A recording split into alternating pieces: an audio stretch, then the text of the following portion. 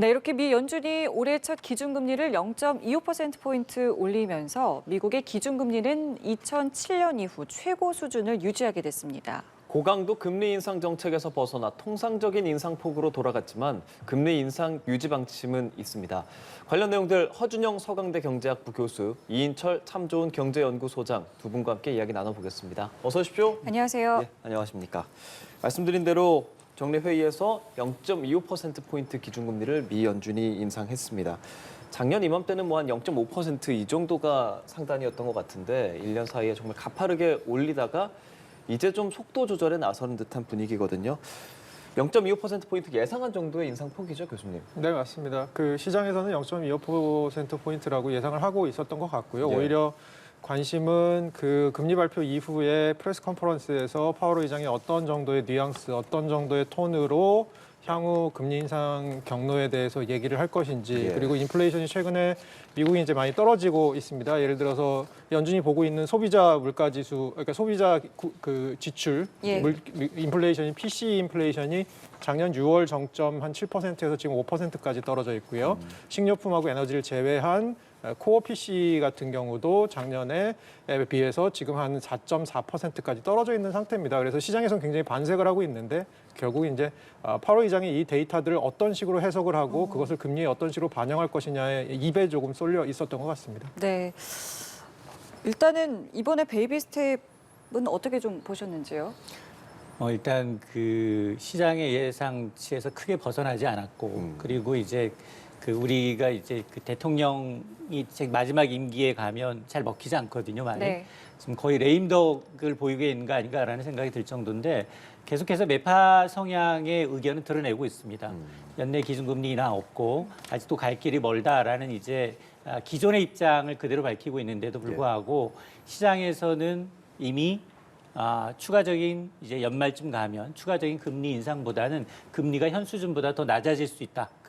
금리를 한 차례 내진 두 차례 인하할 수 있다라는 기대감이 반영이 되고 있는 것으로 보여서 아마 이런 걸 이제 가장 잘 나타내는 것들이 뭐 페드워치의 이제 연방기금 선물 금리 추이라든가 네. 아니면 이제 미국 연준이 이 통화 정책을 선행하는 미국의 2년물 국채 금리를 보게 되면 네. 오늘도 아마 뉴욕 증시는 장중에 너무 좋지 않았어요. 굉장히 이제 매파적 발언 성향이 좀 더 강하게 드러나면 시장은 이제 위축될 수밖에 없으니까 그렇죠. 좋지 않았는데 담화문이 나오고 파월 의장의 이제 발언이 전해지면서 갑자기 이 기술주가 급반등하기 시작합니다. 예. 이런 걸 미루어서 보면 아하 이제 종착역에 거의 다다랐고 이제는 속도 전환이 사실은 12월부터 이어졌었죠. 4연속 이제 3계단씩 자이언트 스텝에서 12월에는 빅 스텝으로 그리고 1월에 갑자기 또 이제 베이비 스텝으로 통상적인 통화 정책 방향으로 왔기 때문에 아마 이제 추가적인 금리 인상 가능성을 베팅하기보다는 시장은 아마 이제 연말쯤 가면 금리 인하에 베팅하고 있는 게 아닌가라는 생각을 합니다. 그러면 두 분께서는 이 파월 의장의 발언 중에 어떤 부분에 좀 주목했는지 좀 듣고 싶은데요. 어떠셨습니까? 그러니까 파월 의장이 지속적으로, 그러니까 사실은 저번 FOMC 미팅에 비해서 이번 미팅에 그렇게 크게 뭔가 정보가 새로 들어온 것은 저는 없다고 생각을 하고요. 그리고 파월 의장이 지속적으로 인플레이션을 보는 관점은 동일하다.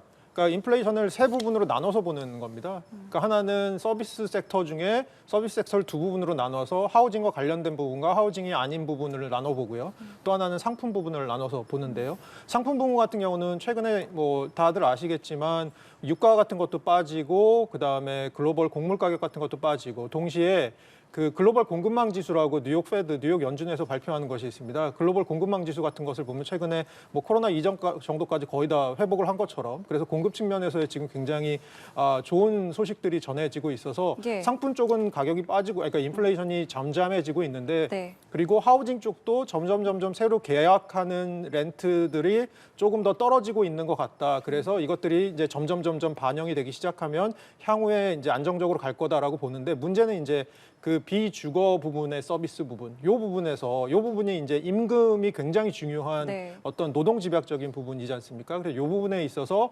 임금이 지금 쉽게 사그라들지 않으면서 이 부분의 인플레이션이 이제 잡히지 않는 부분에 대한 우려, 그것 때문에 이제 연준이 지속적으로 지금 계속해서 금리 인상 기조를 멈출 수 없는 이유, 이것들에 대해서 얘기한 부분이 뭐 사실 이전과는 동일한 맥락이지만 뭐 그 부분이 좀 흥미로운 부분이라고 생각합니다. 네. 그 디스인플레이션이라는 발언을 했기 때문일까요? 이제 일각에서는 좀 약간 비둘기적인 발언이었다라고도 분석을 하는데 이 부분에 대해서는 그럼 어떤 생각 갖고 계세요? 사실 그 디스인플레이션 발언이 언제 나왔냐면 그 기자들과의 얘기 예. 중에서 디스인플레이션이 사실 최근에 우리가 자료를 보니까 인플레이션이 올라가는 속도가 점점 이제 떨어지고 있는 것은 보인다. 물가 예. 상승률이 점점 떨어지는 것은 보인다. 그런 측면에서 디스인플레이션이나 아까 제가 말씀드린 대로 네. 세 부분으로 인플레이션의 상품 묶음을 나누어 보면 이 제일 지금 인플레이션의 지속성이 관측되는 부분이 있고 그 부분이 사실 향후의 인플레이션의 향방에 굉장히 중요한 부분이고 네. 그리고 그럼에도 불구하고 연준은 2%라는 인플레이션 목표치를 갖고 있지 않습니까? 네. 여기로 되도록 빨리 돌아가려고 하는 우리의 마음은 변함이 없으니 후반전 한 5분쯤 끝나기 전에 3대2로 이기고 있는 축구팀에서 네. 너네 너무 지금 그 정도 남았다고 먼저 샴페인 터뜨리고 이긴 것처럼 행동하지 말아라고 계속해서 단속을 하는 감독의 마음과 같은 그런 발언을 계속해서 한 것 같습니다. 네. 어떤 부분 파월 의장의 발언에서 좀 눈여겨보실 수 있었을까요? 이전과 좀 달라진 점이 있다면 두 가지 정도. 일단 인플레이션이 둔화되고 있다라는 거 공식적으로 언급한 건 이번이 처음이고요. 네. 또 하나가 앞서서 기자들이 짓궂게 금리 인상 중단 언제쯤 할 거냐라고 물어봤어요. 그랬더니 영어로 couple of rate hike라고 얘기를 해요. 커플이란 말은 두어 번 정도란 얘기거든요. 예. 그러면 이전에 나왔던 점도표상 19명의 연준위원들이 점도표상 나왔던 얘기하고 똑같아요. 그게 근데 5에서 5.25였나요? 그렇습니다. 연말 기준금리 상단은 5에서 5.25%거든요. 근데 지금 4.75가 상단이니까 예. 기껏 올려봐야 한두 번이란 얘기예요. 근데 그 이상을 벗어났다면 예를 들어서 2x, 뭐 3x라고 했다면 시장에서 화들짝 놀랐겠지만 이 정도는 미리 선 반영했기 때문에 놀랄 일이 아니다라는 평가고 아무리 뭐 매파 성향을 드러낸다 하더라도 이제 시장을 이길 수는 없거든요. 달러가 미리 꺾인 이유도 사실은 그동안은 뭐 스통달러나 이제 킹달러까지 가서 금리 인상 기조가 올해 상반기까지 이어진다면 달러는 강세로 가야 되는 게 맞지만 네. 그러나 시장은 이미 지난해부터 선반영하고 있거든요. 마찬가지입니다. 금융시장도 물론 앞으로 계속해서 이제 연준위원들이 이런 이제 시장에 어떤 충격을 주기 위해서 매파 성향의 발언 강도를 굉장히 높일 거예요. 그럼에도 불구하고 미국의 통화정책 방향을 가장 잘 반영하는 게 미국의 2년물 국채예요. 그러니까 이 국채는 계속해서 이 연준의 의도와는 상관없이 계속 내려가고 있거든요. 그러니까 중장기적인 추세로 보게 되면 거의 막바지에 다다랐고 이걸 속내를 들키지 않기 위해서 매파 성향을 강하게 하고 있지만 그러나 시장은 이미 이제 좀 연내 기준금리 인하를 좀 반영하고 있는 추세입니다. 그리고 또 긍정적인 게 뭐냐면 IMF가 결정적으로 그동안 이제 IMF든 OECD든 이 국제 기구들은 경제 전망을 수정하면 계속 낮아졌어요. 근데 처음으로 지금 미국뿐 아니라 이제 선진국의 경제 전망을 상향 조정했어요. 물론 한국은 배제가 됐습니다만 그런 걸 보게 되면 지금 전반적으로 그동안은 굉장히 좋지 않았던 것에서 어떤 신호 전환이 금리뿐만이 아니라 경제 전망에서도 나타나고 있기 때문에 연준이 지금 주시하고 있는 고용 그리고 이제 물가 요게 아마 두 마리 토끼를 다 잡았다라는 이제 그 시그널이 나온다면 아마 이제 3월 정도 한 번 정도 금리를 인상하고 난 다음 이후에는 굉장히 좀 그 장기간 동결될 가능성은 있지만 그래도 충격적인 어떤 돌발 이제 악재가 발생하지 않는다면 금리 인상이라는 추가적인 금리 인상이라는 뭐 빅스텝이나 우리가 얘기했던 뭐 자이언트 스텝이나 그럴 가능성은 상당히 낮아진 게 사실입니다. 소장께서 어느 정도 그 폭이나 이런 부분 좀 짚어주셨습니다. 그러니까 점도표에 나왔던 그 정도 수준에서까지가 상단이 될 것이다라는 지배적인 분석들이 있는데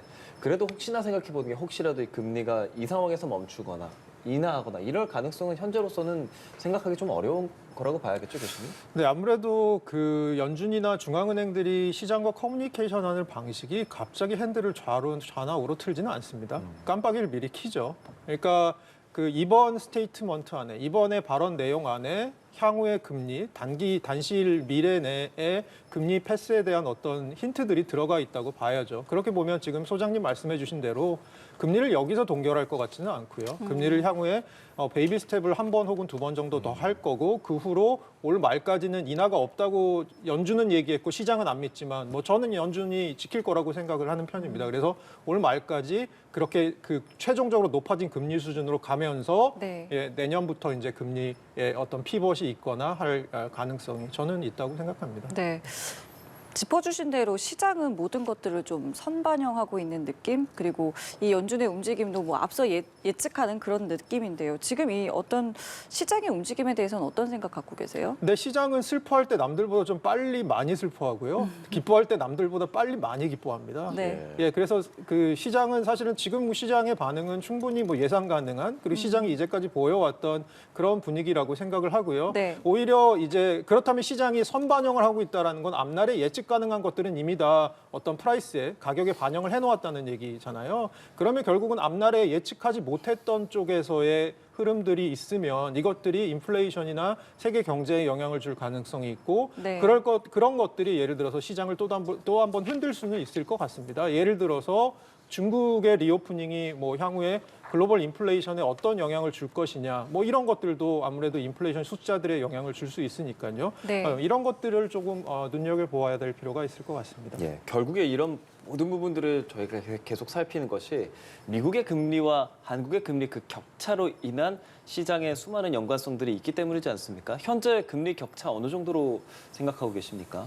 일단 오늘 이제 베이비 스텝으로 미국이 이제 한 계단 올라섰기 때문에 한미 간 기준금리 격차는 1.25%포인트로 조금 더 이제 확대가 됐어요. 근데 이제 그동안 이제 최고의 이제 한미 간 금리 격차는 1.5% 수준이었습니다. 근데 우리가 지금 걱정을 그다지 이제 예전에 비해서 좀 덜하는 이유가 한미 간 기준금리 격차로 인한 이제 자본시장에서의 달러의 이제 유출을 걱정을 했었는데 예. 오히려 지금은 외국인들이 주식을 더 사고 있고요. 네. 원달러 환율은 고점에서 더 많이 내리고 있는 상황이거든요. 자, 그러다 보니까 물론 지금 미국도 그렇고 한국도 그렇고 지금 현재 금리를 낮출 상황은 전혀 아닙니다. 왜냐하면 한국과 미국 공이 중앙은행의 물가관리 목표치는 2%예요.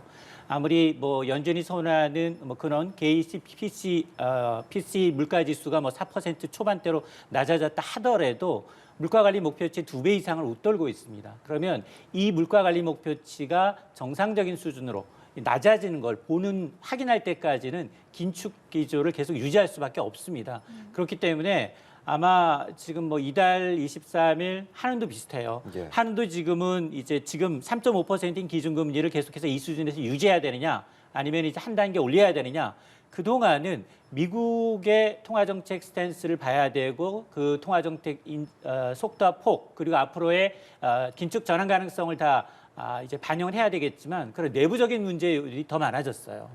내부적으로도 보면 금리가 너무 많이 오르다 보니 지금 보면 뭐 고물가부터 시작을 해서 네. 난방비로 인한 이제 소민들의 이제 이 위축된 심리, 소비 심리도 좋지 않고요. 수출은 수출대로 좋지 않습니다. 앞서서 확인하셨습니다만 1월 무역 데이터는 뭐 사상 처음으로 100억 달러가 넘는 이제 무역지 적자를 기록한 데다가 그렇습니다. 또 IMF가 전반적인 성장률 전망치를 세계 전망치, 선진국의 전망 전망치를 상향 조정하고 있습니다만 한국은 오히려 낮추고 있습니다. 예. 이러다가는 한국과 그리고 일본과 미국이 올해 성장률이 거의 엇비슷해지는 수준으로 갈 것 같거든요.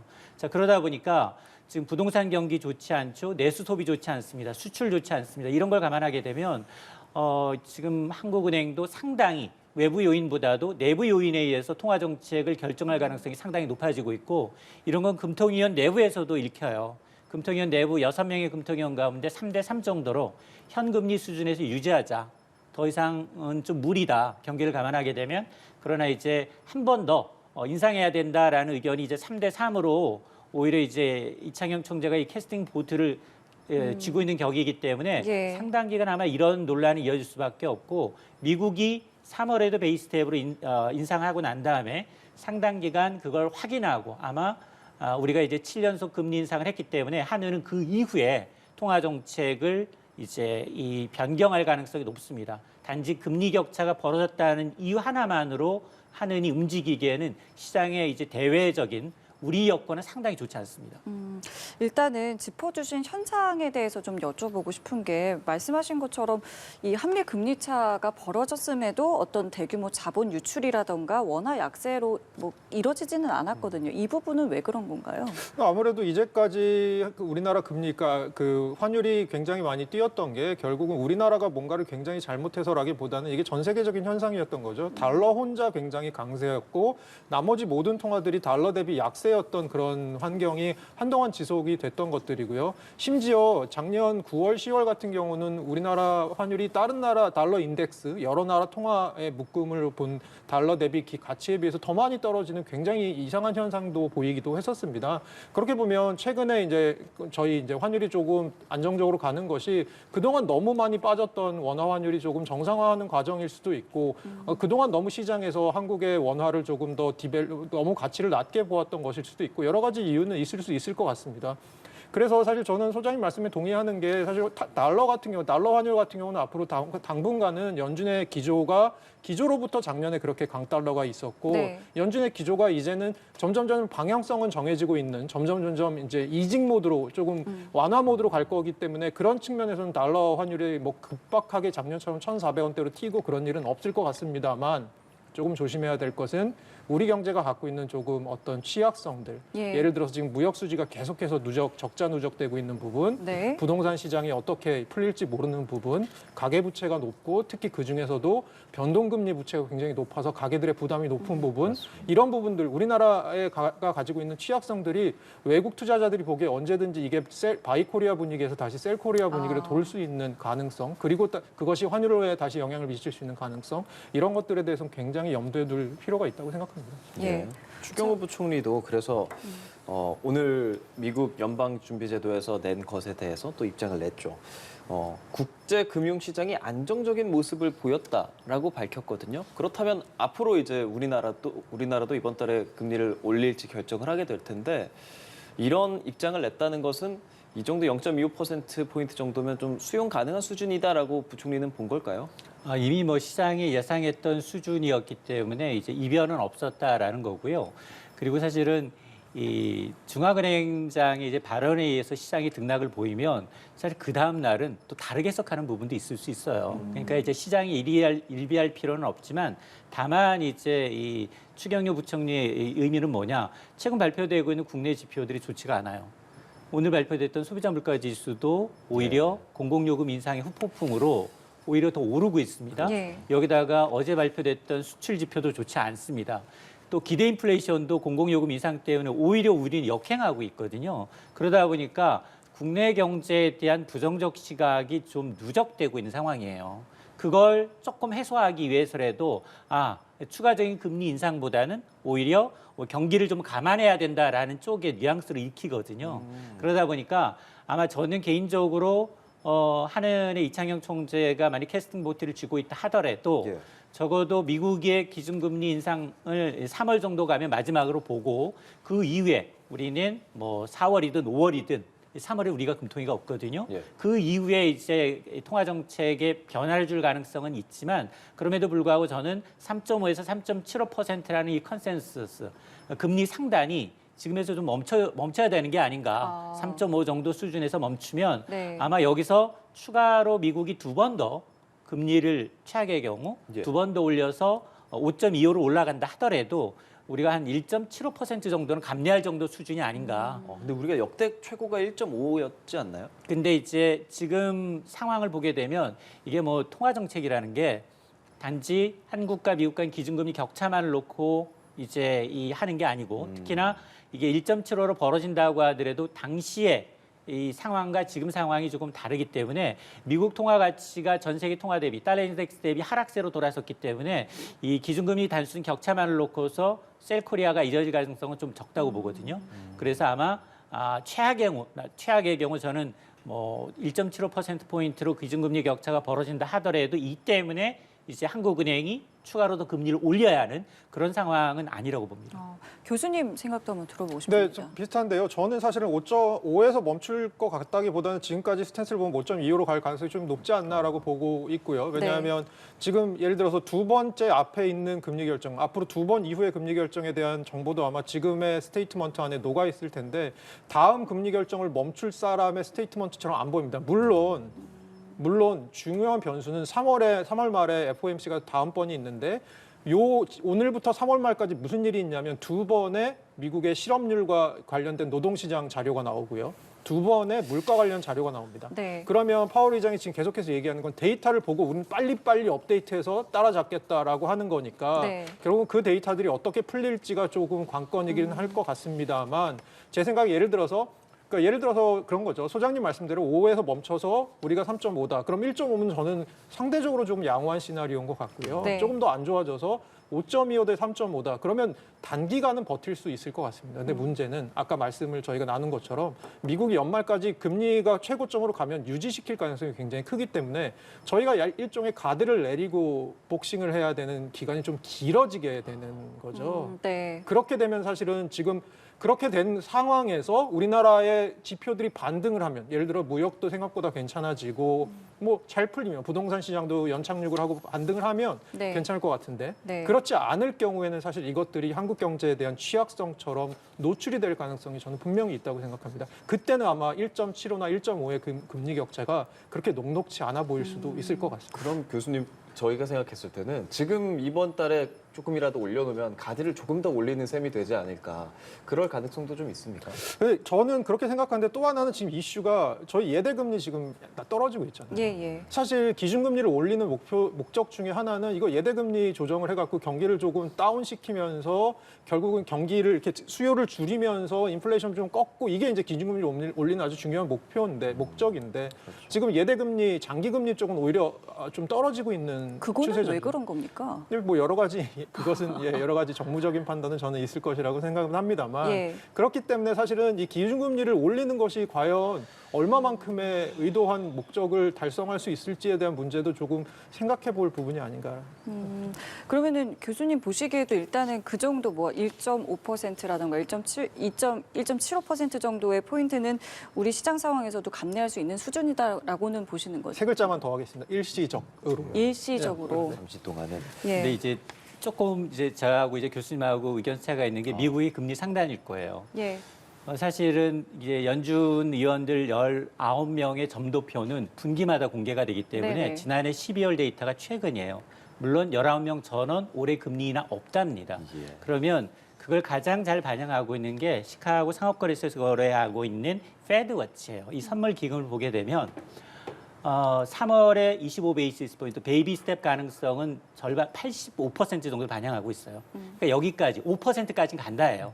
그 다음 보게 되면 쭉 동결이에요. 하반기 내내. 예. 하반기 내내 동결이고 11월 1일, 12월 13일 연말 두 차례 걸쳐서 통화정책 한 번 금리를 인하할 것인가 두 번 금리 인하할 것인가에 대해서 베팅을 하고 있어요. 근데 오늘 파월 의장이 발언 이후에 네. 어제까지만 하더라도 11월, 12월 한 번 정도입니다. 두 번 중에 한 번 정도 금리 내려서 기준금리는 연 5%가 상단이고 연말 가면 4.75로 낮아질 것입니다가 어제까지였어요. 근데 오늘 발언 이후에는 11월도 한 번 내릴 거고요. 12월도 더 내릴 거예요. 베이비 스텝으로. 이렇게 되면 현재 금리 수준보다도 4.5로 더 낮아져요. 그렇겠네요. 물론 이거는 뭐 말씀하셨던 것처럼 앞으로 발표될 고용 지표, 물가 지표 그리고 매파성 발언을 쏟아내는 연준 의원들의 발언에 따라서 굉장히 변동성이 커질 수는 있습니다. 그럼에도 불구하고 저는 최종 미국의 기준금리 상단은 5.25보다는 5.0에 가깝지 않겠느냐라고 네. 보고 있는 겁니다. 알겠습니다. 국내- 예. 국내 정치적인 상황도 국내 이제 경제적인 상황도 좀 여쭤보고 싶은데 소비자 물가 동향 말씀해 주셨잖아요. 발표된 점. 그러니까 지금 5.25% 물가 나왔는데 이제 품목별로 보면 뭐 가스, 전기 이런 공공요금이 28.3%가 상승했단 말이죠. 그러니까 우리가 실제적으로 서민들이 느끼는 체감 경기도 상당히 안 좋고 두 분 다 이제 경제를 많이 연구하시는 분들이니까 이런 수치들을 보시면서 앞으로 좀 어떤 식으로 정책들을 해나가야 할까 많은 생각하실 것 같거든요. 교수님께 좀 여쭤보고 싶은데요. 저는 지금 우리나라 통화 정책이 의도하는 바가 굉장히 작년에는 물가에서 환율로 전선이 넓어졌다가 최근 들어서는 오히려 아까 소장님 말씀해 주신 대로 국내의 어떤 안 좋은 부분들, 경기 상황들을 좀 고려해야 되는 상황들로 점점 좀 약간 더 물가를 잡기 힘들어지는 쪽으로, 그러니까 어려워지는 환경 쪽으로 가고 있는 것 같습니다. 그럼에도 불구하고 통화 정책은 결국은 가장 제1의 목표가 물가 안정이죠. 예. 통화 정책은 그렇게 가고 지금 정부는 어쨌든 간에 아껴서 쓰겠다라는 게 지금 정부의 기조이긴 한데 네. 그럼에도 불구하고 사실은 이 어려운 시기를 지나면서 생기는 수많은 취약계층이나 삶의 어려움들에 대해서는 통화정책 이외에 다른 정책 수단들을 가지고 조금 보완을 해주는 방향이 필요하지 않나라고 생각하고 있습니다. 예, 소장님 의견도 좀 들어보겠습니다. 그러니까 정부가 지금 공공요금 인상의 후폭풍을 너무 간과하고 있는 게 아닌가라는 게 이번 1월 소비자 물가지수에서 반영이 돼 있다. 지금 가스요금, 난방요금으로 인해서 이제 미치는 이 물가 파장을 너무 간과한 게 아닌가라는 생각이 들고요.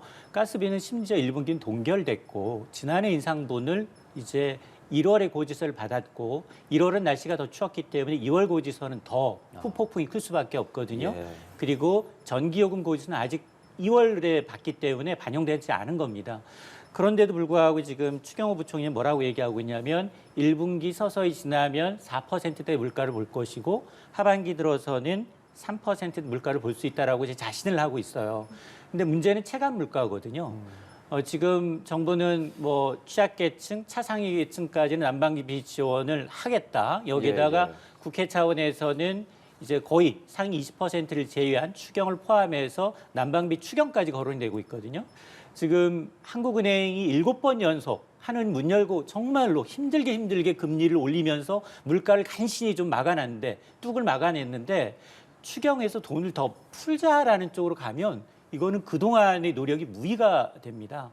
그래서 사실은 이게 굉장히 어려우신 분들 정말로 이제 쪽방촌이라든가 판자촌 내지는 고시원과 같이 굉장히 열악해서 난방비 지원을 받을 수밖에 없는 분들에 대한 어떤 지원을 두텁게 하는 게 맞지만 그러나 지금 지난해 연말 해외여행 가신 분들이 한 달에 300~400만씩 늘어나고 있는데 이분들 중산층까지 이걸 좀 확대해서 여기서 돈을 더 푼다? 저는 물가에 미치는 파장이나 아니면 시장에 미치는 어떤 영향력을 감안할 때 상당히 좀 좋지 않은 시그널이 될 수 있다라고 보기 때문에 아마 이런 부분에 대해서는 아마 정부와 정치권이 아마 다시 한번 생각을 해야 한다고 생각합니다. 네, 알겠습니다. 오늘 두 분과의 말씀은 여기서 마무리 짓겠습니다. 지금까지 허준영 서강대 경제학부 교수, 이인철 참좋은경제연구소장과 함께했습니다. 말씀 고맙습니다. 고맙습니다.